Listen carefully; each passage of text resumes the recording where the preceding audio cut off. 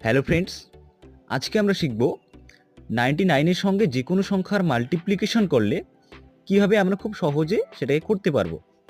তো এখানে দেখতে পাচ্ছি আমরা কি আছে 84 ইন্টু 99।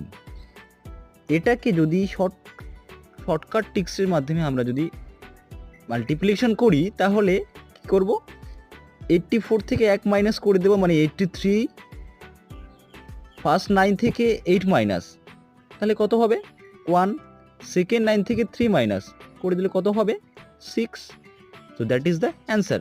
সিমিলার ওয়েতে পরেরটাকে যদি আমরা করি তাহলে 76 থেকে 1 মাইনাস করলে কত হবে 75।